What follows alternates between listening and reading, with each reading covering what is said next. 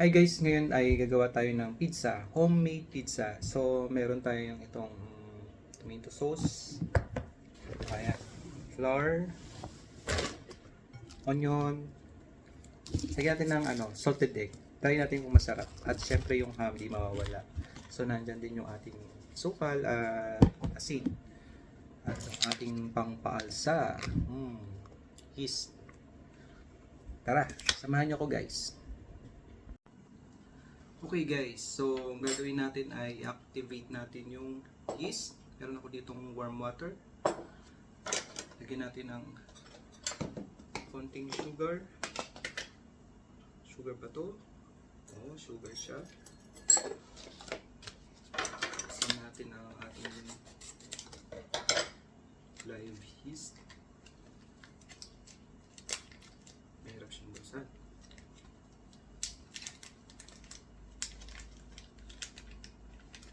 Guys.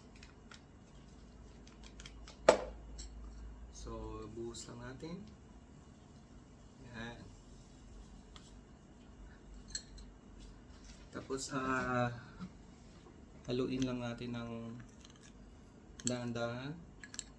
Ito guys. Yan.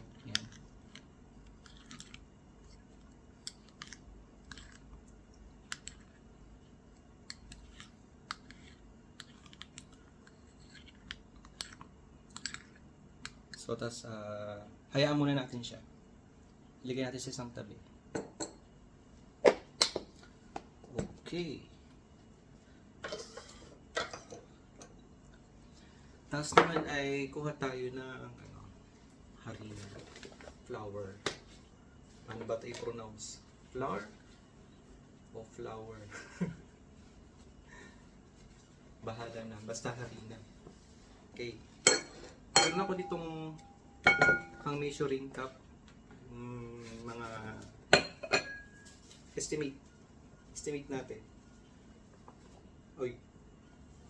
Mga dapat mga 3 cups. 1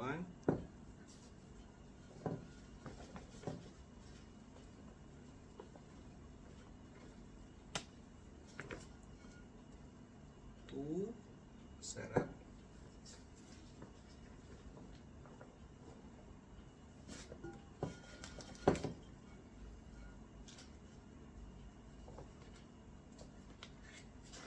Set aside natin ito.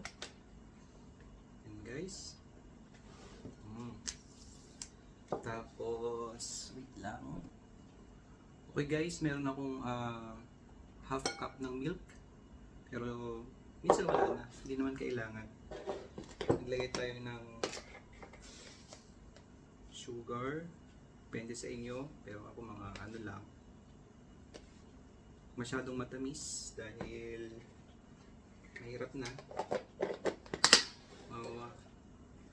1.5 na kutsara lang. Tsaka asin. Mga half tablespoon asin. Tapos yung ating egg. Ang mahiwagang itlog. Ooh. Tapos guys, nilalagyan ko ng olive. Yan. Ay! Konti lang. Konti lang dapat. Yun. Tapos yung ating yeast, yan, bumubula na siya guys, oh. So, sabihin, activate siya. Activated na. Activated. Ihalo pa lang natin ng konti. Meron pala ako nakalimutan. Yung ating mantikilya or butter. Wait lang guys, tunawin natin sa microwave ng saglit lang. Ito na guys yung ating butter. Lagyan natin. Yan.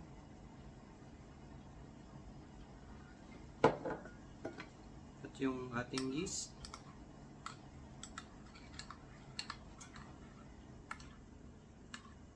Guys, yung kaninang ginawa natin. Alright. Tapos Next, meron tayong ano guys, pizza seasoning. Ito.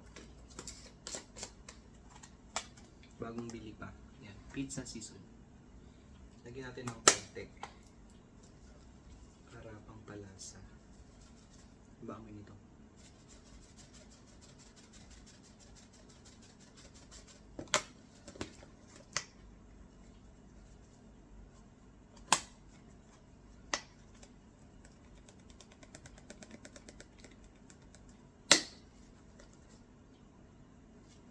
Para siyang ano, herbs. Saluin natin guys, halo-halo lang. Yan, paghalo-haluin.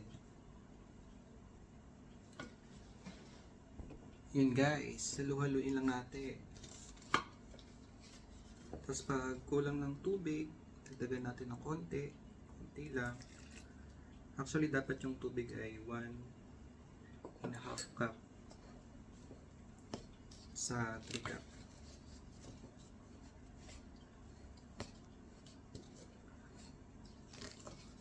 So, yung tubig na ilalagay ko na ay 1.5 cup.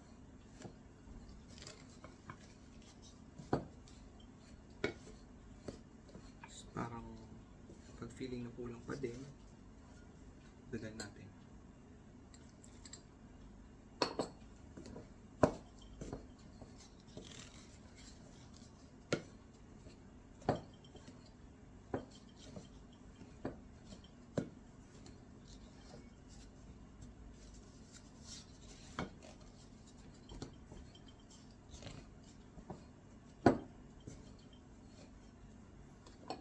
So, 2 cup tayo na ilalagay ko guys.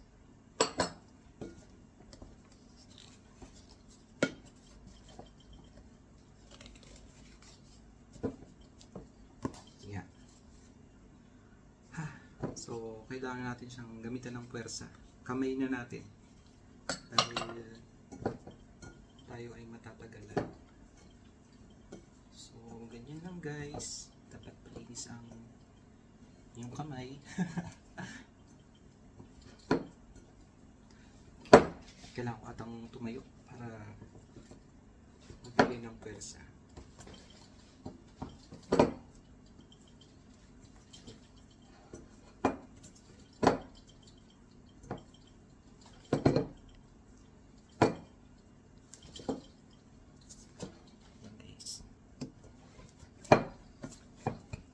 So, kailangan natin palabasin yung ano niya guys, gluten niya. Kailangan maging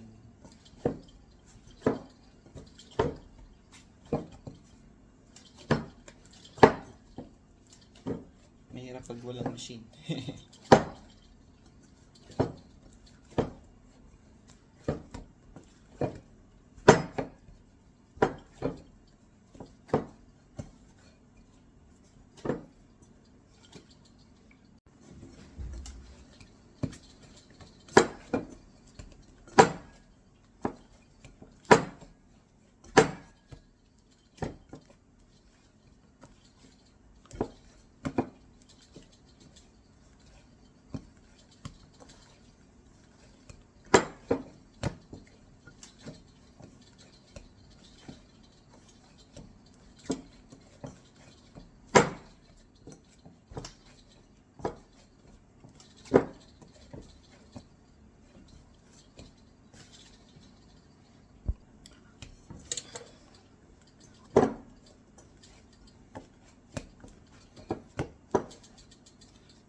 So, yun siya guys.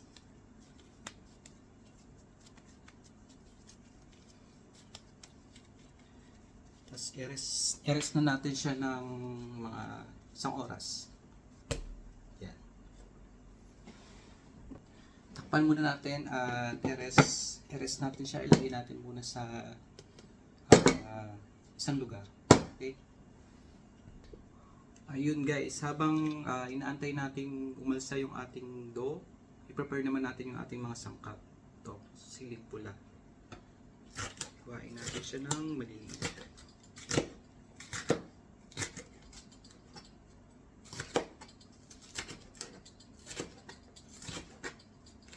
pasta guys.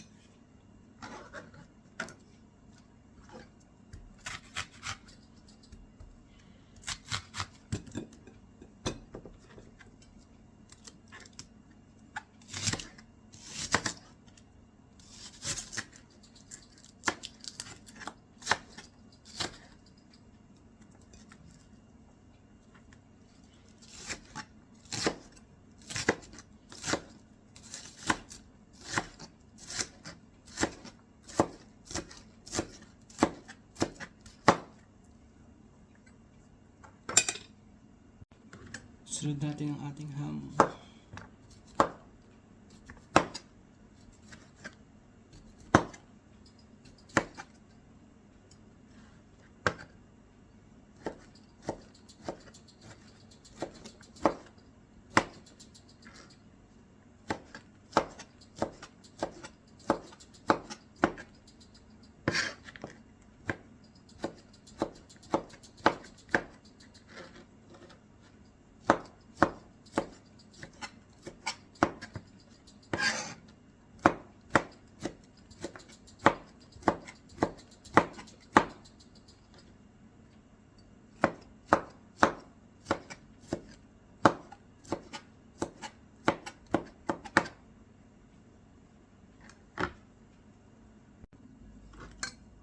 Samahan natin guys ng salted egg. Yan siya. Sarap.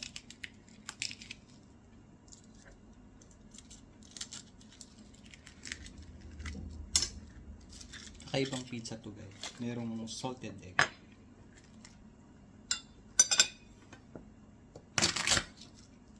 Sarap po. Mamantika pa. Mamaya ko na siguro ilagay ito. Tabi muna natin. Okay. So, ito na ang ating sangkap guys. Sarap. So guys, ito na nga yung ating sangkap na gagamitin. Tapos, antayin na lang natin umalsa yung ating dough. Mga 1 oras. Okay. Okay guys, tapos gagawa naman tayo ng ating sauce. Yan. Lagyan ko pala ng konting ito, ketchup para masarap ng konti. Bakit gano'n? Parang kakaibang kanyang tunog. May naalala ako.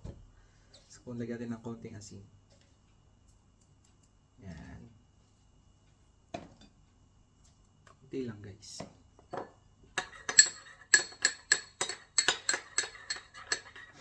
Tapos yun guys, tapos lagyan natin sa ating pizza. Yan. Lagyan natin.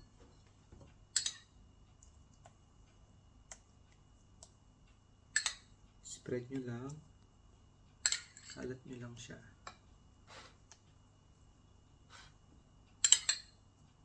So, yun na kailangang lumabas pag kayo ay tatakam. Pwede kayong gumawa na lang sa inyong mga bahay dahil madali lang naman siyang gawin.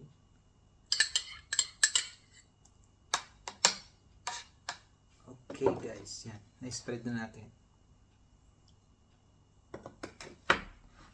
Alright. So, spread na natin ng maayos. Yan. Tapos isunod natin ilagay yung ating sangkap. Ito, ating sangkap. Lagyan natin ng sibuyas.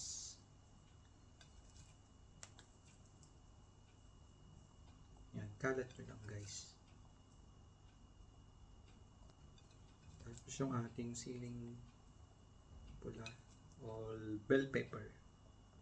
Masarap yung bell pepper guys, mabango.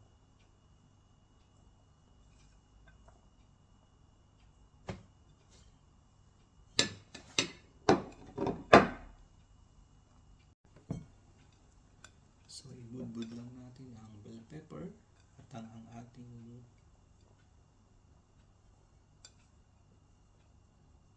ham, guys. Lagay natin ang ating ham.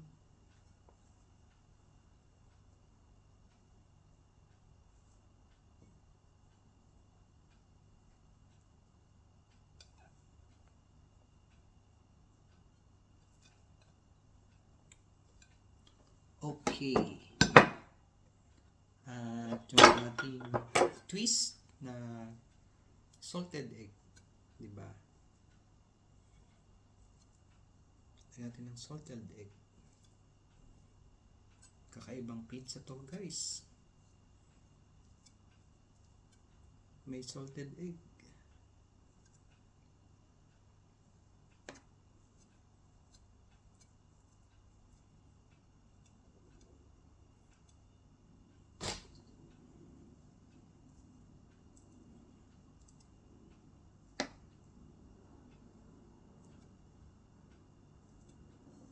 Siguraduhin nyo lang guys na equal yung kanyang distribution.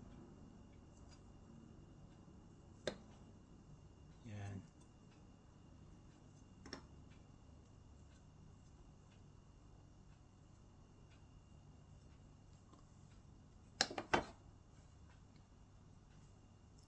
Yan na siya guys. Tapos, lagyan natin ng keso. So, okay guys, ang susunod natin ilalagay ay ang ating cheese. Okay, ibudbud lang natin dito. Budbud lang. Budbud lang natin ng maigi. Ito ang nagpapasarap dyan.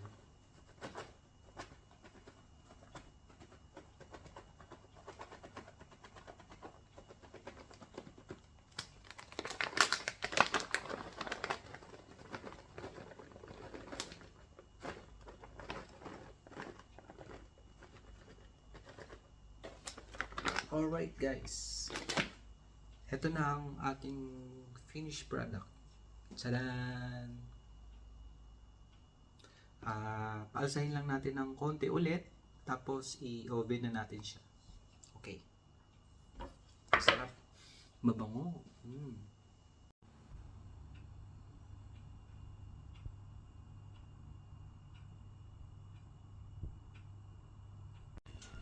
Okay, isa lang na natin ng ating pizza. Natin dito. Ayan. Ihigit na natin ng konti. Mas mga ano lang. Less than 20 minutes. Okay. Buksan na natin. Wow, ang bango niya. Sarap. Eto na guys, ang ating pizza. Yay! May bago na naman tayong natutunan ng paano gumawa ng homemade pizza. So, hindi nyo na kailangan lumabas at kumain sa mamahaling restaurant. Gawa na lang kayo sa inyong mga tahanan at sulit pa. Okay? Bye-bye! See you again! Okay guys, luto na yung ating pizza. Tadaan! Uy, putik nang malaglag. Sarap. Okay, tikman natin. Ang masarap siya. Siyempre, masarap yan. Ito ang ating homemade pizza.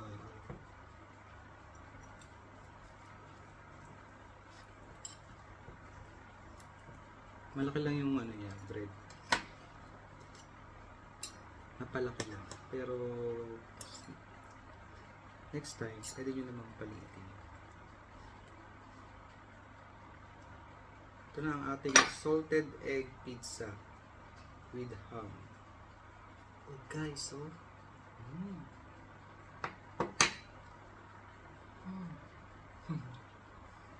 Sarap. Nalasahan ko agad yung salted egg.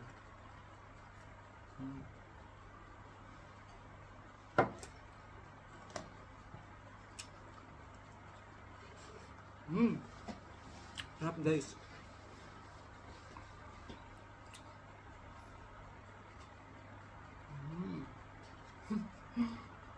Hanggang dumidikit.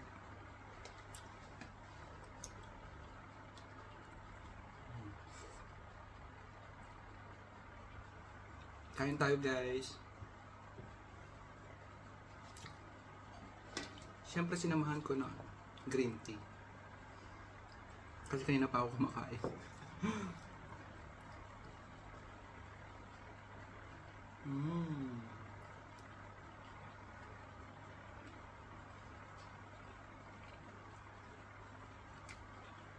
Hindi nyo na kailangang lumabas ng bahay para bumili ng pizza. Gawa na lang kayo sa inyong tahanan. Sulit pa.